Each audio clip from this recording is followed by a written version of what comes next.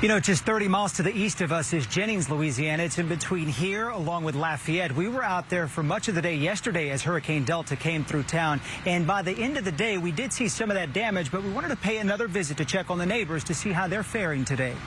It was a day of cleanup across unwelcome visits.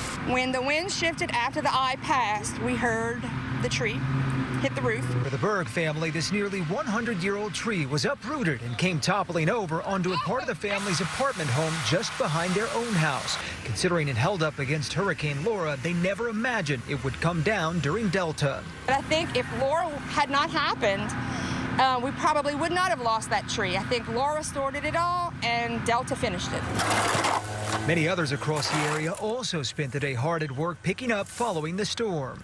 It's a lot of work because all the branches and trees, you know, still picking up from the first one. A quick drive through the small town, population only about 11,000, showing power lines that couldn't hold up against the hurricane's strong winds and several downed trees scattered across the entire area. I heard a big thud, and I knew it hit something on the roof. I just didn't know what it was. A place that was already in the process of recovering from Hurricane Laura, starting all over again because of Delta. I don't know what we did to deserve this.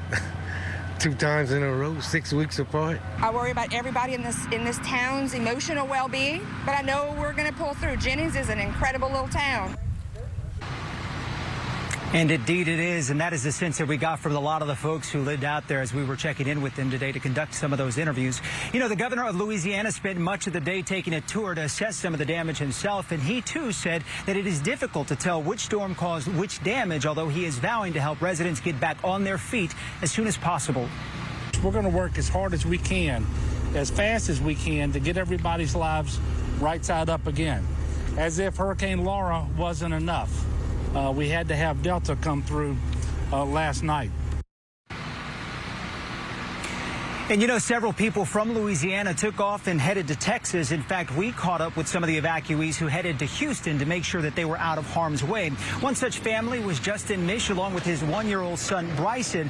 We're told they arrived today over at an RV resort there in South Houston because they really had nowhere else to go. Mish tells us both his home and his mother's homes were badly destroyed or already destroyed because of Hurricane Laura. We have to redo everything that we've already tried to build back up. It's already being torn away. Yeah. All our tarps, what was left of my mom's roof, that's all gone. And a GoFundMe page has been set up to help that family in the recovery process. You know, we're being told right now by parish leaders that between 60 to 65,000 people are currently without power here, specifically in Calcasieu Parish, and you can expect widespread outages in the surrounding parishes as well, something that Brandon mentioned earlier in his piece, and that is what parish leaders are stressing out here tonight. Although it may be safe in some areas to return home, they're urging folks to go ahead and stay away if you did evacuate, because again, if you can't deal with those power outages, if you can't deal really with those trees that are still down covering some of the roads, it may not be safe for you to return entirely. They said give crews just a little bit of more time out here to make sure they clear everything up. Sian, for now, that is the very latest. We are reporting live from Lake Charles, Louisiana. I'm Jonathan Martinez, KPRC, Channel 2 News. Great coverage out there, Jonathan. Of course, our hearts go out to those folks, and we know that Houstonians will be stepping in to help as soon as they can.